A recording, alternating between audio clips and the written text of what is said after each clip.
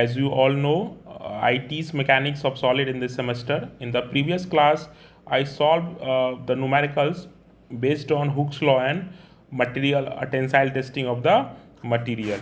Okay. In the present class, we extend our discussion and solve the numericals based on principle of superposition. Okay. I already posted these numericals on my VCS platform. You can go to and just download it in a PDF form. Okay and बिना कुछ समय बर्बाद किए हम लोग numericals पे पहुंचते हैं. ओके तो just give a heading numericals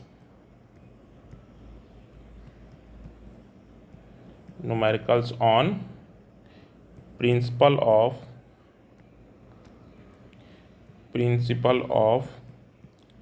superposition. ये प्रिंसिपल क्या था, थोड़ा इसको हम लोग रिकॉल कर लेते हैं. जैसा हमने बताया था आपको कि if a body is acted by number of loads on a different segments of the body, then the total effect due to this load is sum of the effects caused by individual loads acting on respective segments of the body. मतलब अगर किसी body पे बहुत सारा load लग रहा है या किसी स्ट्रक्चर पे बहुत सारा लोड लग रहा है, तो उस लोड लगने के कारण उस बॉडी या स्ट्रक्चर में जो उसका नेट इफेक्ट आएगा वो सम ऑफ द इफेक्ट्स जो होगा वो इंडिविजुअल सेक्शन पे लग रहे लोड के इंडिपेंडेंटली लगने के कारण होगा. ठीक है. ओके तो इसको हम लोग कैसे सॉल्व करते थे? By making free body diagram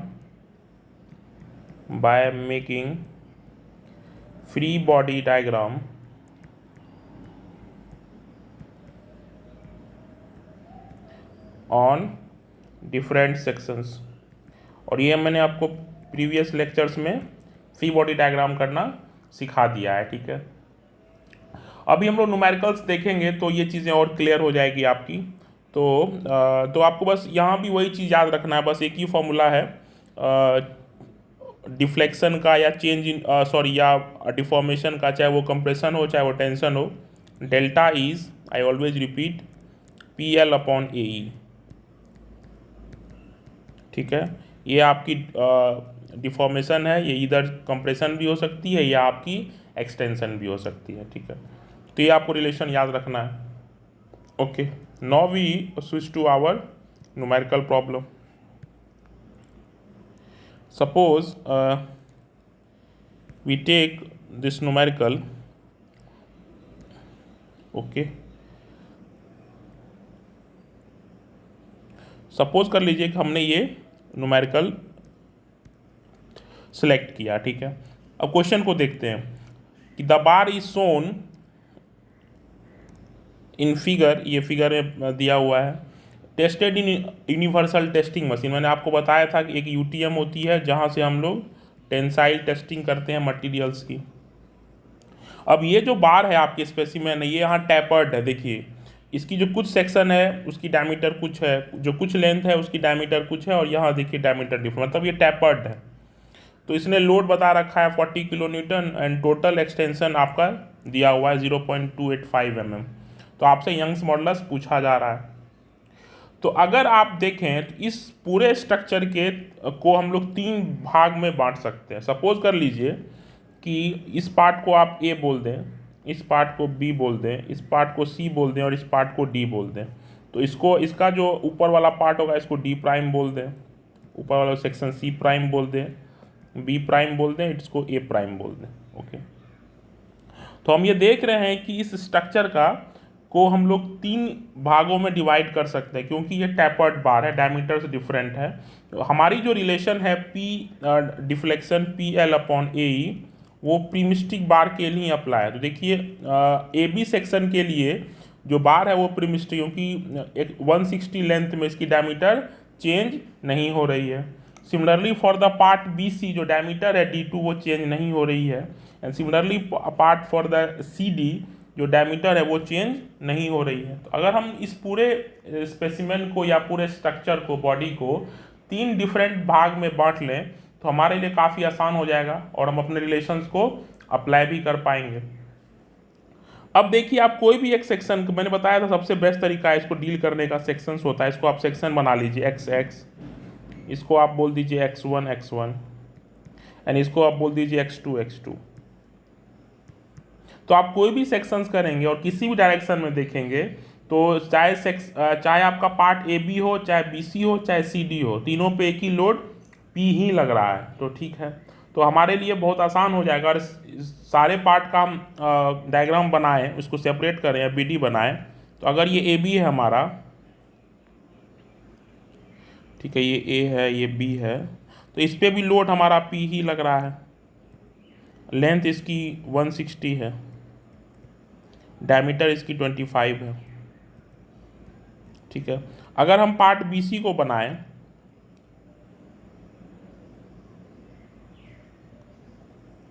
ये पार्ट आपकी बी सी है, ये बी प्राइम है, ये सी प्राइम है, और इसकी जो डायमीटर है ये आपकी 20 mm क्रॉस सेक्शन की। लेंथ कितनी है इसकी 240 mm। ठीक है, अब यहाँ भी लोड इस पर क्या दिख, आप राइट से देखिए चाहे लेफ्ट से देखिए, लोड इस पर पी ही लग रहा है। ठीक है, अब आप पार्ट सी डी में आइए। सी यहाँ है, डी यहाँ है, ये सी प्राइम होगा, ये डी प्राइम होगा। यहाँ भी देखिए लोड, टेंसाइल लोड पी ही लग रहा है। यहाँ ध्यान देने वाली बात एक चीज़ और है कि आप सेक्शन को किसी भी एक डायरेक्शन में देखिए, किसी भी डायरेक्शन में आपको दिख रहा होगा कि जो फोर्स है उसकी वैल्यू पी ही है। यहाँ भी पी है, यहाँ भी पी है, यहाँ भी पी है, यहाँ भी पी, मतलब तीनों सेक्शंस पे जो तीनों हमारे पास स्पेसिमेन है इस टैपर्ड बार के, उसमें हर सेक्शन पे लोड पी ही लग रहा है और वो टेंसाइल है। तो हम ऐसा कह दें कि इसको ए बी को हम लोग पोर्शन 1 बोल दें, और इसको 2 बोल दें, और इसको 3 बोल दें। 3 पोर्शन हो गया हमारे पास। अब इसको हम लोग सॉल्व करें। अब हमारे पास फॉर द पोर्शन 1 जो है वहाँ हम इजिली अप्लाई कर सकते हैं प्रिंसिपल ऑफ सुपरपोजिशन। और मैंने देखा था कि वहाँ जो लोड है वो टेंसाइल है तो एक्सटेंशन होगा। तो हम लिख सकते हैं more precisely, extension of portion 1 क्या होगा बताइए, PL1/A1E। यहाँ ध्यान देने वाली बात यह है कि जो L1 की वैल्यू होगी वो पोर्शन 1 की लेंथ है जो 160 mm है। एरिया जो है A1 जो है पोर्शन 1 की एरिया है। अब चूंकि ये सर्कुलर क्रॉस सेक्शन है तो इसकी एरिया क्या होगी, π/4 इंटू 25 डायमीटर है तो 25 mm²। इस चीज़ को आप देख सकते हैं प्रीवियस डायग्राम में। ए बी पोर्शन की जो लेंथ है, ये जो इसको पोर्शन 1 हम बोल रहे थे, उसकी लेंथ कितनी है, उसकी लेंथ आपकी 160 है, डायमीटर 25 है। तो इसलिए हमने बोला आपको कि लेंथ इसकी 160 हो गई और एरिया 25 mm²। ठीक है, अब वैल्यूज आप पुट करना चाहें। अब पी की वैल्यू क्वेश्चन में दे रखी है 40 kilo newton, if I am not wrong 40 kilo newton दी रखी है। L1 की जो वैल्यू है 160 है, तो इसको अगर आप पुट करेंगे तो ये हो गया न्यूटन, किलो न्यूटन को न्यूटन में चेंज कर दिया। L हो गया आपका 160 mm। ठीक है, area is what π/4 into 25 mm whole square into E। ठीक है, similarly extension of the portion 2 क्या होगा, इस रिलेशन का हम लोग यूज करेंगे। एक्सटेंशन ऑफ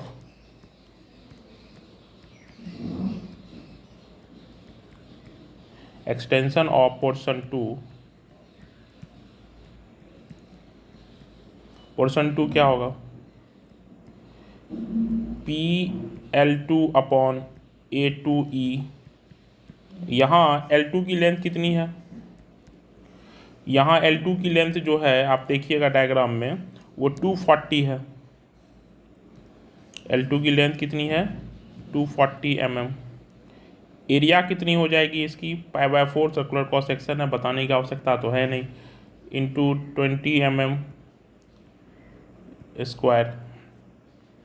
तो सारे वैल्यूज़ को आप पुट करिए फिर से। पी यहाँ कितना हो जाएगा 40 kilo newton, L2 240 mm, area π/4 into 20 mm square, and E unknown है।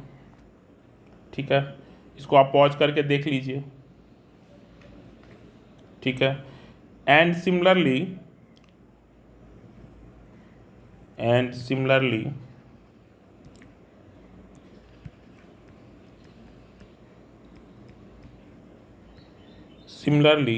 ऑफ पोर्शन 3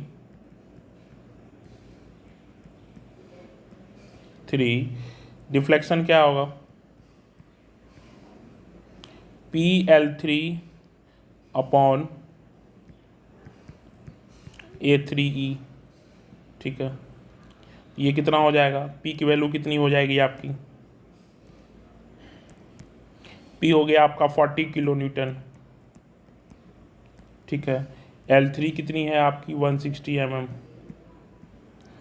एरिया कितनी हो जाएगी आपकी 25 डायमीटर है तो π/4 इंटू 25 mm स्क्वायर, ई तो अननोन है ही। तो यहाँ से वैल्यू हमने सारा पुट किया तो ये वैल्यू क्या आ जाएगी 40 इंटू 10⁻³ न्यूटन गुना 160 mm upon π/4 into 25 mm square ई।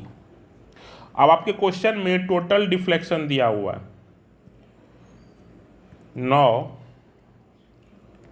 सिंस, इसको ऐसे भी लिख सकते हैं आप, since total deflection, sorry total extension है, चूँकि ये टेंसाइल लोड है तो इसमें एक्सटेंशन आएगा।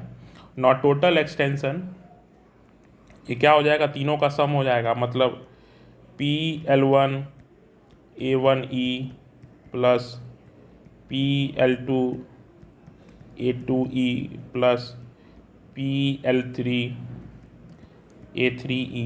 ठीक है, अब ये सारे वैल्यूज़ अब आपको ये नोन है, टोटल एक्सटेंशन जो है क्वेश्चन में नोन है। अगर आप देखेंगे तो क्वेश्चन में देखिए एक्सटेंशन आपका दिया हुआ है 0.28 mm, तो इसको आप यहाँ पुट कर दीजिए, और एक ही अननोन है यंग्स मॉडुलस 0.285 है शायद, हाँ 285 है, 285। तो कॉमन कुछ लोड आ जाएगा कॉमन, और π/4 के बदले 4/π आ जाएगा कॉमन। तो आप लिख सकते हैं 440 इंटू 10⁻³ अपॉन ई, कॉमन तीनों से निकाल लीजिएगा आप, 4/π 160 अपॉन स्क्वायर, आपने 25 का किया 25, बस सॉल्व करना है, अब इसमें कुछ है नहीं, अपॉन 400 प्लस 160 इंटू 625। यहाँ से, अब यहाँ से एक ही अननोन है आपकी यंग्स मॉडुलस, तो यंग्स मॉडुलस की वैल्यू आप निकाल लीजिएगा सॉल्व करके, जो आएगी आपकी 198714.72 न्यूटन पर mm स्क्वायर। या इसको आप ऐसे भी लिख सकते हैं, इसको कैसे लिख सकते हैं हम लोग गीगा पास्कल में। ये कैसे लिखाएगा गीगा पास्कल में, आपको याद होगा 1 giga pascal equal to 1 kilo newton पर mm स्क्वायर, तो ये हो जाएगा 198.714 गीगा पास्कल। ये भी इसका आंसर हो सकता है। तो ये न्यूमेरिकल हमने देख लिया। ठीक है, अब हम लोग नेक्स्ट न्यूमेरिकल्स की तरफ बढ़ते हैं। ओके, देखते हैं, इसमें हम लोग प्रिंसिपल ऑफ सुपरपोजिशन का यूज़ करेंगे। लेट मी सी,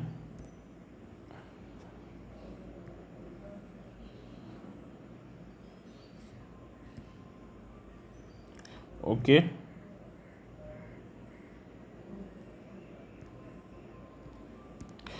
अब देखिए ये भी यहाँ जो आपकी थ्योरम है, स्टेटमेंट है प्रिंसिपल ऑफ सुपरपोजिशन की, सबसे बेस्ट आपको समझने के लिए न्यूमेरिकल।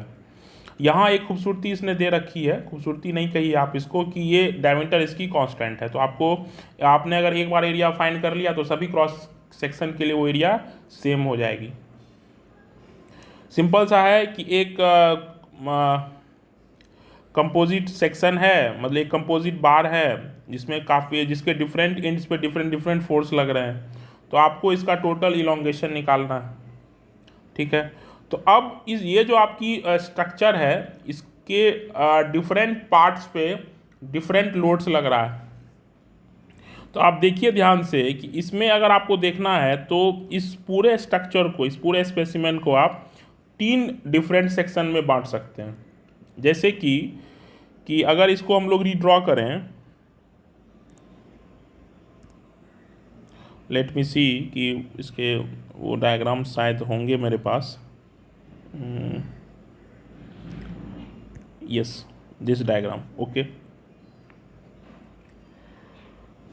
अब सेम है, वो दोनों सेम है। तो यहाँ देखेंगे आप कि इस पार्ट को, ठीक है, अब इस पार्ट को अगर आप देखिएगा तो ये जो पार्ट सी डी है, ये पार्ट बी सी और ये पार्ट ए बी है। तो इसको अगर आपको कंप्लीटली अंडरस्टैंड करना है तो इस पूरे कंपोजिट बार को, स्पेसिमेन को आपको 3 डिफरेंट सेक्शन में बांटना पड़ेगा। सपोज कर लीजिए कि हमने एक सेक्शन ले लिया एक्स एक्स, जो डीसी पार्ट में वेरी कर रहा है। एक सेक्शन ले लिया हमने एक्स वन, जो बीसी पार्ट में वेरी कर रहा है। और एक सेक्शन ले लिया हमने ए बी, जो ए बी पार्ट में वेरी कर रहा है। ठीक है, तो अब आपको दिखेगा कि ये जो सेक्शन आपका सी डी है, इसमें फोर्स कितना लग रहा है। तो अगर इसको हम लोग सेपरेट बनाएं,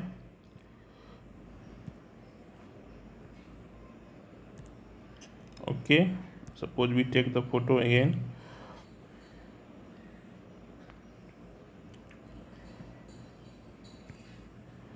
ओके, तो अगर हम इसको फिर से रीड्रॉ करें,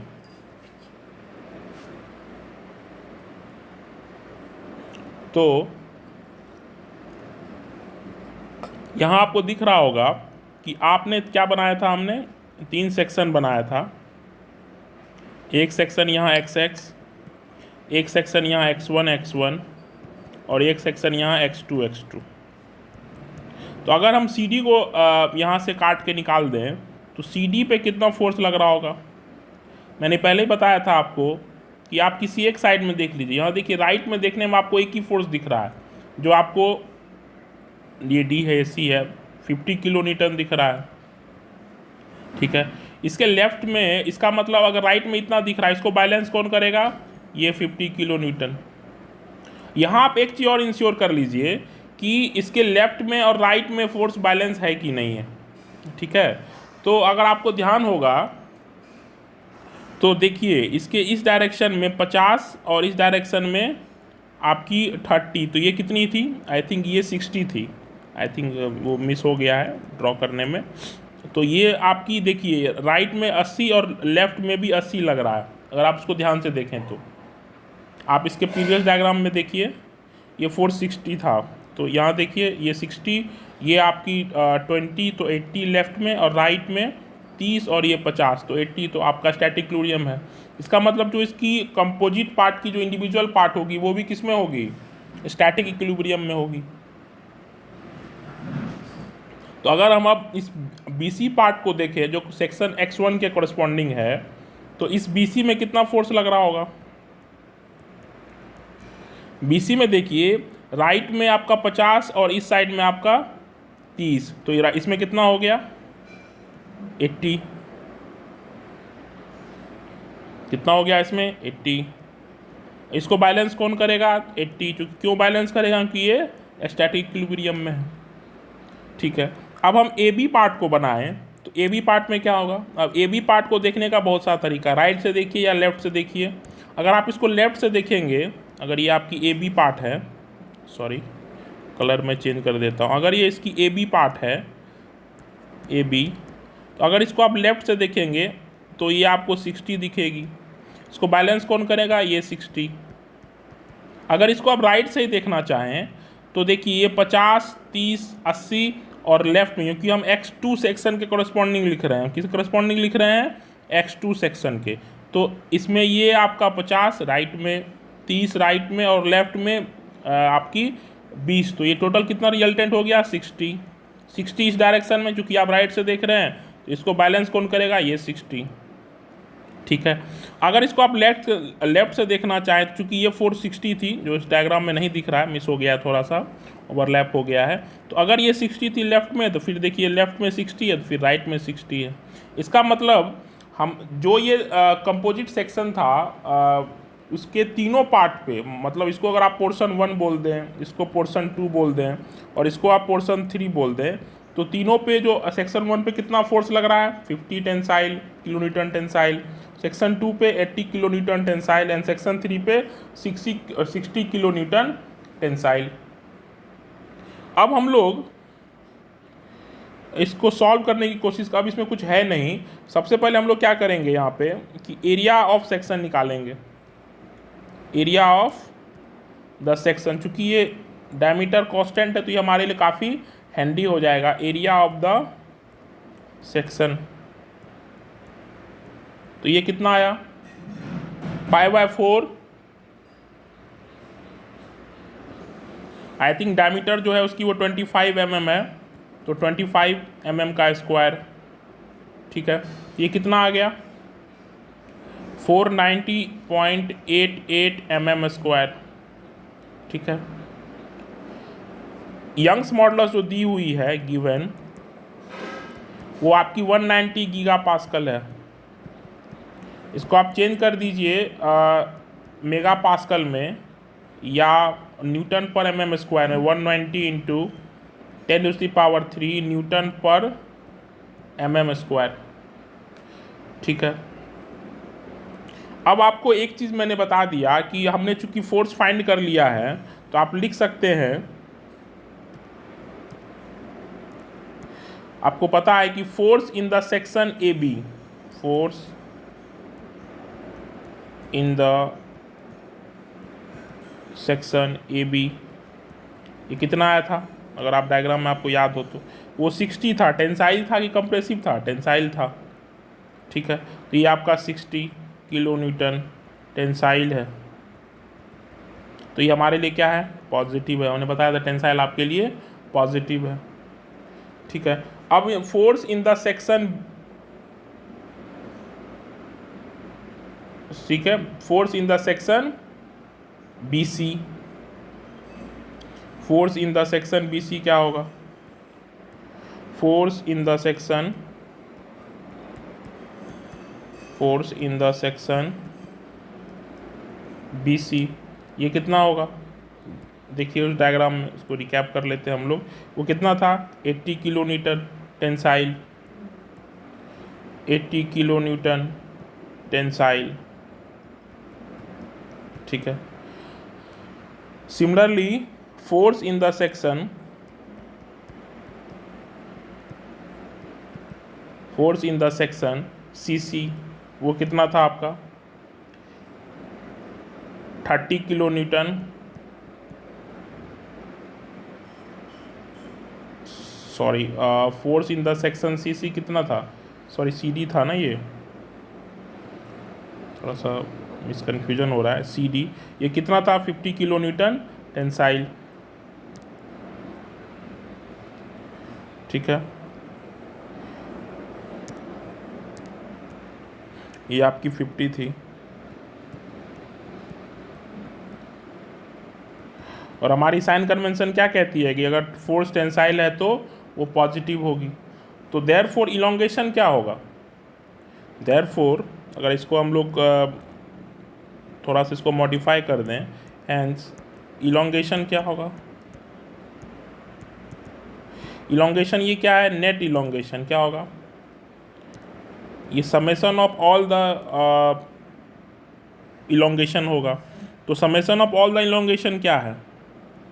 सिग्मा कर देते हैं हम इसको, i = 1 to 3 pi length L I, A I E क्यों है, ई सबके लिए कांस्टेंट, मतलब हम तीनों सम को, जो तीनों आपकी डिफ्लेक्शन है उसको हम लोग ऐड कर दे रहे हैं। ठीक है, तो इसको आप सारे वैल्यूज़ को पुट कर दीजिए। तो देखिए यहाँ से सबकी एरिया और यंग्स मॉडुलस कांस्टेंट है, तो आप ऐसे लिख सकते हैं इसको कि 1 ए ई कॉमन हो जाएगा सबके लिए। मान लीजिए कि सेगमेंट 1 के लोड को हमने 1 बोल दिया, तो P1 L1 plus P2 L2 plus P3 L3। ठीक है, अब सारे वैल्यूज़ को आप पुट करिए।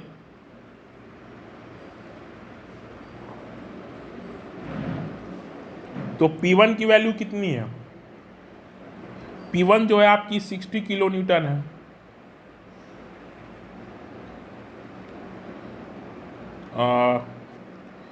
देख लेते हैं हम सेगमेंट 1 में, सॉरी P1 50 है, P2 80 है और P3 20 है। ठीक है, P1 कितना है आपका, P1 आपकी मेरे हिसाब से 50 थी। P1 की वैल्यू कितनी है, 50 किलो न्यूटन। ठीक है, L1 की वैल्यू कितनी है, 3 मीटर, तो ये हो गया 3000 mm। P2 की वैल्यू कितनी है, 80 किलो न्यूटन।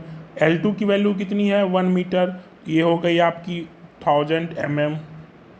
P3 कितना है, P3 60 किलो न्यूटन।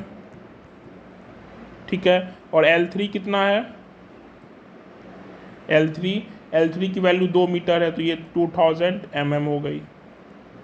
तो सारे वैल्यू नोन है, एरिया आपको नोन है, यंग्स मॉडुलस नोन है। तो इसको हम लोग फर्दर सॉल्व कर लेते हैं और ट्राई करते हैं कि उसकी टोटल डिफ्लेक्शन कितनी आई है। तो अगर हम इसको पुट कर दें एरिया को, तो एरिया आई थी आपकी 490.88 mm²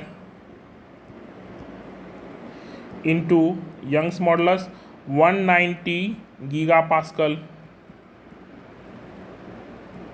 गुना, इसको यहाँ लिख रहे हैं हम, ये पूरे में है P1 L1, तो 60 किलो न्यूटन हो गया। ये आपकी न्यूटन पर mm² है, तो न्यूटन इंटू 2000।